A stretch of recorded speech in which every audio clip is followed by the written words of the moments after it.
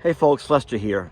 I don't think that anybody should ever feel like they're getting too old to discover things about their own body. So if you notice the fencing behind me, you will see that each strand of wire has the exact same spacing between each strand. And people are saying, Lester, how are you being so precise? You don't even have a measuring tape. You don't need one if you know your body. Whoa, wait a minute, Lester. You're telling me that you use body parts to determine the spacing between your wires? And I'm like, yep, I sure do. So I just so happen to measure from my foot to my calf muscle. That's where I always put my first strand of wire, just right there to my calf muscle. Now, standing in that same position, that second strand of wire comes right to my kneecap. All right, that third strand of wire comes right here to my hip. That fourth strand of wire comes right to my belly button. So what I can do when I'm running wire is just stand alongside the fence, and I have my calf, my knee, my hip, my belly button. This fifth strand of wire comes right here to my chest. All right, and so now finally, this last strand of wire comes right to my neck. So, okay, fine. So you can say, Lester, so I don't understand. What's the big deal? Well, I want you to notice something. Look at the spacing between each strand of wire is exactly the same. Give me a moment. We can walk along this entire fence line, my friends, and it doesn't matter where we stop. Look at here. Look at here. Calf muscle, kneecap, hip, belly button, my chest, and my neck. I'm going to show you something that's going to blow your mind. You ready for this? 9 inches. Look at here. 9 inches. Ready for the next one? Look at that. 9 inches. It's a cold day, okay? It's a cold day. It's a cold day. Next one, 9 inches. Next one, 9 inches. Friends, I know my number. My magic number is 9. So in self-discovering my body, I've learned that the 9 inches is pretty significant. Oh, hold on a second.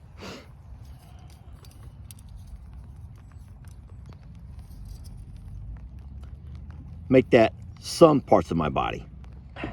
Well, there you go. A little tidbit of information about Lester. Things you never knew until now. Remember, folks, you're never too old to self-discover things about your body. Enjoy!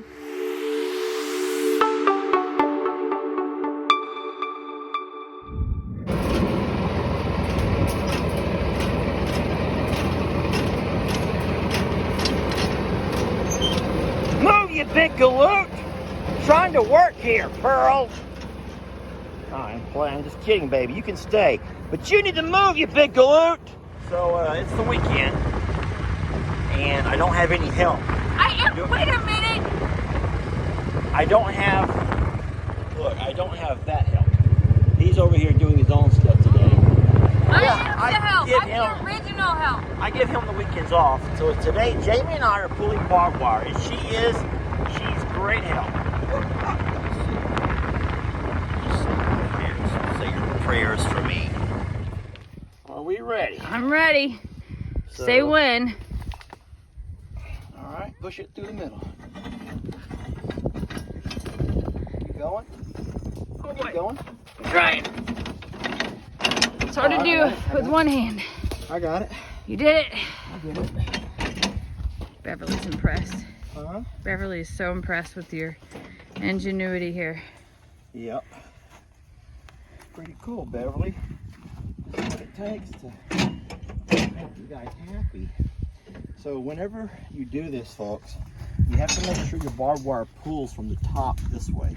It's kind of like the way the toilet paper roll should roll, right? You cannot go from underneath. You have issues. Fence. So what you have to do is you tie the barbed wire off on your first post. You have to make sure you want it at the right height, and then you just slowly pull it down. And this takes all of the labor off the guys building the fence. In the old days, two guys, one would grab each side of that rebar and you would walk it along. There's a lot of people who are watching this video who remember the old days. Seriously, thank you God for a tractor and some equipment that we're able to use to kind of make our jobs a lot easier. And thank God for Jamie. I'm not forgetting the farm girl up there who's driving the tractor. All right, what we're doing now is the most dangerous part of fencing. That's good. Put the brake on. And when I say the most dangerous part of fencing, this barbed wire is actually, you can see it's already wrapped me up. Can you help me for a second here? I'm gonna tie this off. Now this will not stay here forever. No, this is not one with the tractor. So remember folks, this is the very dangerous part of fence building. It is dangerous, and this is where we have to stand. It's dangerous for anybody involved, because if that wire was to break, it will come at you. All right, we are pulling our third strand of barbed wire. All right, hold it right there for a second. All right, so what we want to do is hold it. Have the brake, get the brake. So I'm gonna go by now and get the string pulled up to where I want it. Make sure it's all about the same distance apart. I want to show you something real fast. So remember, on that bottom strand, I used my calf muscle. That middle strand, I used my kneecap. This third strand, I'm using right about where my hip starts.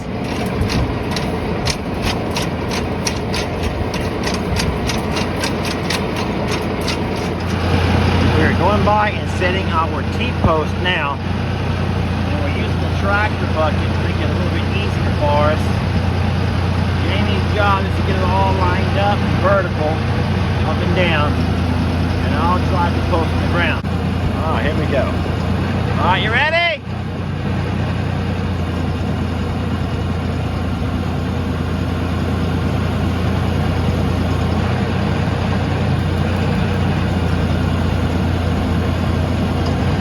Like that.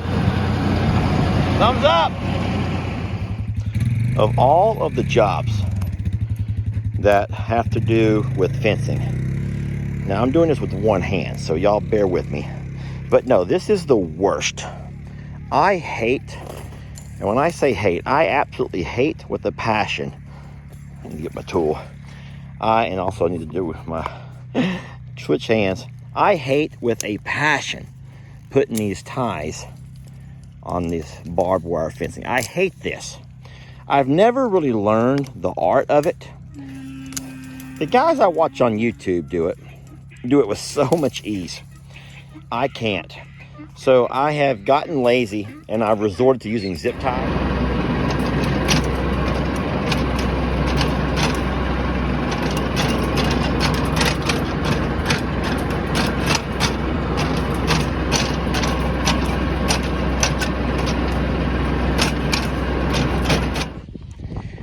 All right, just a little bit awkward, but my first one goes right there at my calf muscle. Next one's at the knee. Third one's at the hip. Fourth one's at the belly button. It's really hard to work when you have to get off your tractor to move your steer. And I think that Moo does this stuff on purpose. I think he likes the attention. He can't stand to have Jake focusing on other stuff. That's cute, funny, and annoying. All right, this is a little bit embarrassing. We must have hit something down below. Probably a big root, but I wish it were a buried treasure. It might be. If it could be a buried treasure, that'd be awesome. I don't mind what we've just wasted here, but we've bent 2 posts trying to drive them in the ground because there's something down there, Jake. Something is heavy. Now, you can see the old stump to a tree that used to be there. So I bet that's what it is. So we got a 2-part dilemma, Jake. We got to pull these out of the ground, and we got to try to maybe move over a little bit and get one of them into the ground. At least one. We need something for support right through here. Do we have that? All right, so here's how we do this. We use the tractor. We line them up. We slowly push it in. All right, nice and slow, Jake. And if it starts binding,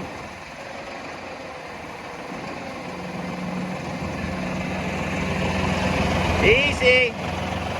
All right, raise up a little bit. Tilt your bucket down. Right there. Now push it some more. Easy, real slow. don't need much. All right, right there, Jake. All right, so I've tied a little nylon strap on right there. And we're gonna try to just really gently raise these right up out of there. Pull it straight up, Jake. Nice and slow. It may break the strap. Easy, Jake.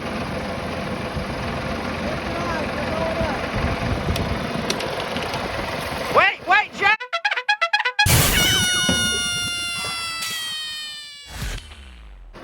Oh, my wire!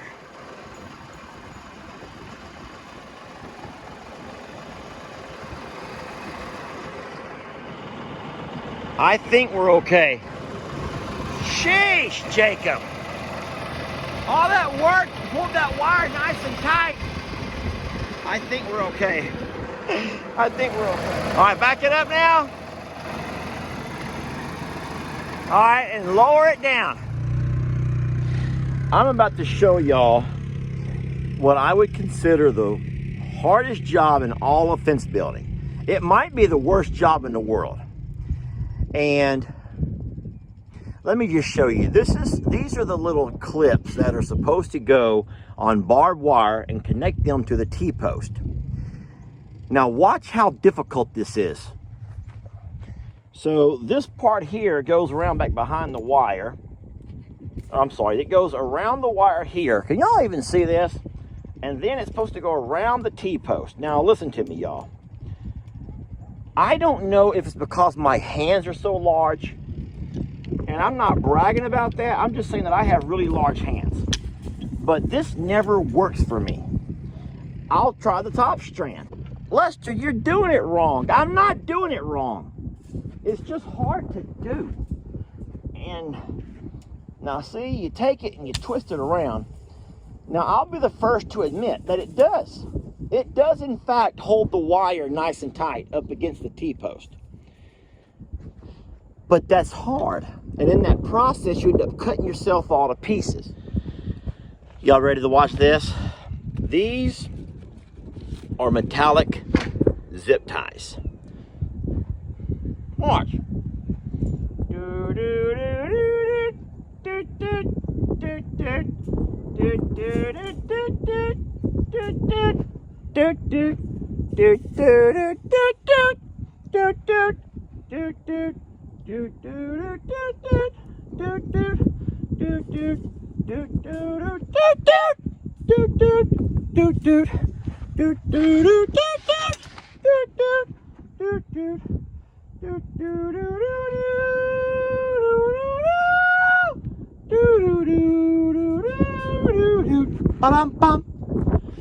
I already did 3.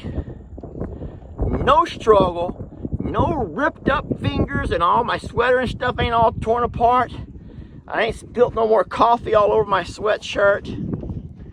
Now you're gonna say, but Lester, that's not how real cowboys did it. No, it's not. But the invention of these metallic zip ties has done wonders for me. Listen, unless I'm reading this all wrong, the purpose of those clips is to hold the barbed wire up against the post so as your cows can't end up pushing the wire up and down and squeezing their head through and pushing their body through, right? The zip ties do the same thing. The zip ties do the same thing. I know I'm not the only one who struggles doing those little T-post connectors, because I remember I used to work a lot with my grandfather. That's my dad's dad. And do you know what he would do? He would buy a roll of wire. It'd be like a roll of, they called that some kind of wire. I don't know if it was called baling wire. He'd buy a roll of baling wire. It was about the size of your fist. And he walked by with that roll of wire in his pocket.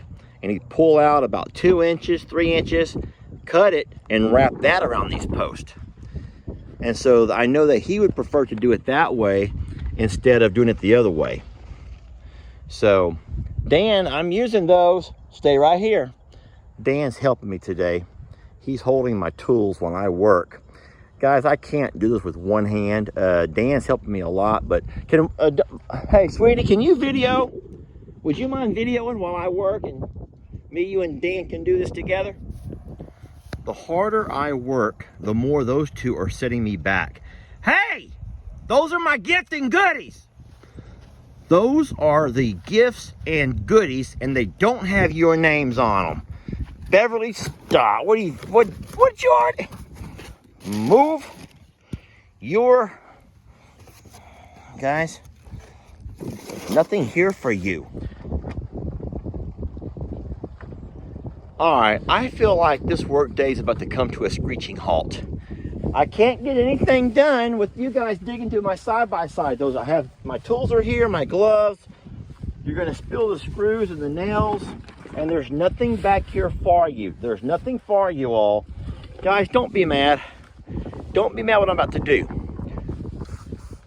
I am just spraying this into the air. I'm hoping that the smell of the off alone will be enough to drive these pests away, because they're being very pesky. Pesky? All right, this is not working. Move along. Come on, you don't like this. It works. Look, it's working. They've all come back. I should have probably used the deep woods off. I really don't want to do this, but this is the dedication that I feel to my fencing project. I have to tie off this post, and so you do what you have to do, folks. But I'm going to finish this fence, and Mother Nature is not going to slow me down. You wonder what is my weird obsession with having to have a bath instead of a shower. Friends, you don't get this kind of mess cleaned up in a shower. This requires a nice soaking bath. But look at this. All the fencing is done. I would like to take you all on a little walk with me. Join me as we walk down and look at two completely completed sections of fencing. This was the first section that Jake and I did a couple of weeks ago.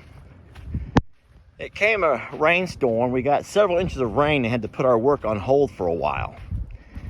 Then Jamie and I came back and worked on this section over here just this weekend, and then Jake helped me finish it up today.